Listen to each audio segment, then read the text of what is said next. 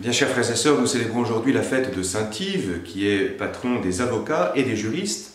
Je ne résiste pas pour commencer au plaisir de vous raconter un fait truculent qu'on lui prête, même si l'historicité de ce fait n'est pas avérée, du moins illustre-t-il bien l'esprit de saint Yves, qui, doux comme la colombe qu'il était, savait également devenir rusé comme le serpent lorsqu'il s'agissait de défendre l'intérêt de ses chers pauvres.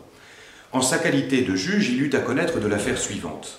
Un aubergiste avare accusait un pauvre homme de humer indûment les odeurs qui émanaient de sa cuisine. Et il fit comparaître cet homme, exigeant de saint Yves qu'il le condamnât pour la consommation de ces odeurs. Un comble d'avarice, saint Yves prit quelques pièces de sa bourse, les plaça sur la table devant l'aubergiste, mais au moment où l'aubergiste s'apprêtait à s'en emparer, Yves l'en empêcha et lui déclara ceci: « Le son paye l'odeur. À cet homme l'odeur de ta cuisine, à toi le son de ses pièces. » Mais venons-en à l'évangile du jour, où il est question de procès justement, mais d'une autre envergure, puisqu'il s'agit de celui du monde. Le monde désignant chez saint Jean, est-il besoin de le rappeler, ce qui dans la création s'oppose à Dieu, résiste à son action. Ce gigantesque procès s'est en réalité ouvert au moment même où Lucifer se rebella contre Dieu, refusa de lui obéir au cri de non serviam, je ne servirai pas. Au début de la vie publique du Christ, une nouvelle étape dans ce procès gigantesque a lieu lorsque Jésus s'oppose à Satan dans l'épisode des tentations du désert. Lumière et ténèbres s'affrontent de façon claire, nette. Et l'une des grandes étapes de ce procès fut, quelques années plus tard, la comparution du Seigneur devant les autorités juives et païennes à la fin de la Semaine Sainte. Étape gravissime, puisque les accusateurs y produisirent des éléments fabriqués de toutes pièces, et que Pilate condamna le prévenu tout en sachant pertinemment qu'il était innocent. Gravissime surtout parce que celui qui se prétendait fils de Dieu paraissait avoir été abandonné par lui en mourant sur la croix. Il fallait laver l'honneur, il fallait rétablir la vérité, et c'est précisément ce à quoi allait s'employer le Saint-Esprit, qualifié par Jésus dans l'évangile de ce jour de défenseur, d'avocat. Le Christ prend soin de détailler par avance en quoi doit consister cette plaidoirie à nul autre pareil du Saint-Esprit. Quand il viendra, il établira, dit Jésus, la culpabilité du monde en matière de péché, de justice et de jugement.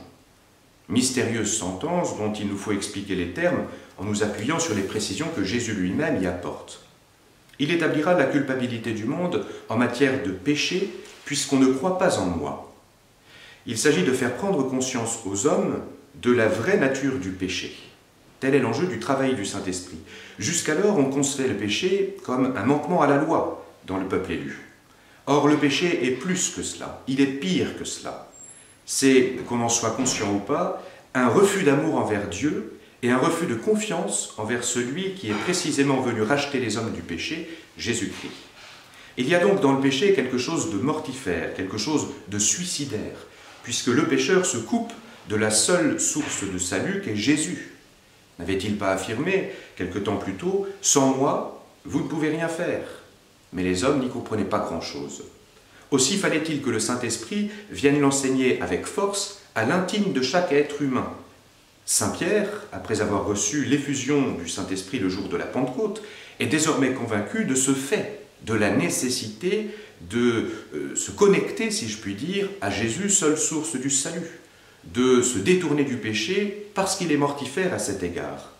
Et l'on voit le bon Saint Pierre qui affirme sans crainte devant le Sanhédrin au début des Actes des Apôtres: « Il n'y a pas sous le ciel d'autre nom par lequel nous puissions être sauvés que celui de Jésus-Christ. » Il établira ensuite la culpabilité du monde en matière de justice, puisque je m'en vais auprès du Père. Pour achever de convaincre les hommes de la nécessité de se tourner vers Jésus, de cueillir de lui la vie, il fallait en outre que le Saint-Esprit lui rende justice, c'est-à-dire le réhabilite aux yeux de ceux qui, au spectacle de sa condamnation et de sa mort, l'avaient pris pour un imposteur, ou au moins avaient été ébranlés par le doute. Le Saint-Esprit devait produire dans les cœurs la foi en sa résurrection. Et l'on voit, à l'occasion des apparitions du ressuscité devant ses apôtres et les saintes femmes, qu'accepter ce mystère n'est pas chose facile. Il établira enfin la culpabilité du monde en fait de jugement, puisque déjà le prince de ce monde est jugé. Il fallait que le Saint-Esprit, troisième mission, manifeste que, par le sacrifice de la croix, le diable était vaincu. Ce dont le prince du mensonge refuse d'admettre la réalité, essayant de convaincre jusqu'aux chrétiens eux-mêmes que son pouvoir est indemne, même après la croix. Combien de fois, mes bien chers frères et sœurs, ne sommes-nous pas troublés, découragés devant le spectacle du mal qui sévit dans le monde ? Combien de fois ne sommes-nous pas découragés par le fait que nous succombons sans cesse à la tentation et que nous retombons dans les mêmes péchés ? Il nous semble alors que Satan a conservé tout son empire. Or, il ne s'agit là que d'un trompe-l'œil, et c'est ce que le Saint-Esprit nous apprend. Si le diable est encore capable de nuire, il est désormais comme enchaîné par le Christ qui l'a vaincu en croix. Désormais, les nuisances de Satan peuvent servir, mystérieusement, mais réellement, au bien de ceux qui se confient dans le Christ. Nous voyons ainsi, à travers tout ce que Jésus nous enseigne, à travers l'interprétation que j'ai essayé de donner de cet évangile, le travail du Saint-Esprit qui est dans la ligne, dans la continuité du travail de Jésus. Le Saint-Esprit vient intérioriser à l'intime de chacun tout ce que Jésus a accompli, tout ce qu'il a enseigné de l'extérieur lorsqu'il était encore avec nous sur la terre. À quelques jours de la Pentecôte, il nous faut songer à cette venue du Saint-Esprit qui va fondre sur nous et nous apporter de l'intérieur un raffermissement de notre conviction que Jésus est bien le Fils de Dieu, qu'il est victorieux du mal, qu'il est sorti du tombeau et qu'il a vaincu Satan pour toujours. Amen.